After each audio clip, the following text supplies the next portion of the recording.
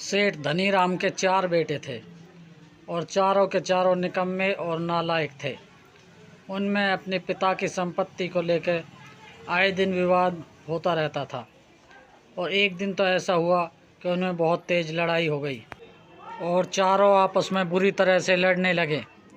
लड़ते लड़ते तभी अचानक उन्होंने सोचा कि ऐसे लड़ने से क्या फ़ायदा। सुनो, कल पंचायत बुलाएंगे और पिताजी की संपत्ति को आपस में चारों भाई बराबर बराबर बांट लेंगे।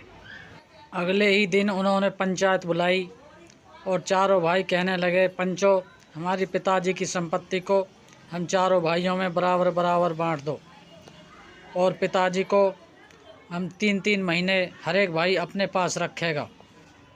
सेठ धनीराम सबकी बातें चुपचाप खड़ा होकर सुन रहा था। लड़के कहने लगे, पिताजी, आप 3-3 महीने हम चारों के पास रहना, इस प्रकार से आपका गुजारा हो जाएगा। पंच कहने लगे, सेठ धनीराम, पंचों का ये फैसला है कि आपकी सारी संपत्ति आपके चारों बेटों में बराबर बराबर बांट दी गई है और आप चारों के पास 3-3 महीने रह सकते हैं। तभी सेठ धनीराम कहने लगा, ठहरो, संपत्ति मेरी है और फैसला भी मैं ही करूँगा। मेरे पूरे जीवन भर की कमाई है ये। मैं अपनी संपत्ति अपने जीते जी किसी को नहीं दूंगा। जब तक मैं जीवित हूँ संपत्ति मेरी रहेगी।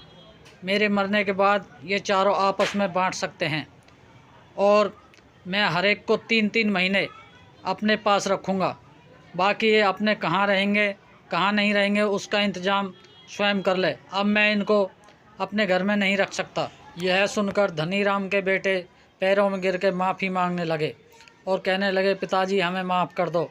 आज के बाद हम संपत्ति के लिए कभी नहीं लड़ेंगे, लेकिन हमें घर से मत निकालो। तभी धनीराम पिघल जाता और कहने लगा, ठीक है, मैं तुम्हें माफ़ करता हूँ, लेकिन आज के बाद कभी भी संपत्ति के लिए आपस में नहीं लड़ना। दोस्तों, कैसा लगा एक पिता का फैसला? वीडियो को शेयर करें, लाइक करें, सब्सक्राइब करें और कमेंट करके ज़रूर बताएं।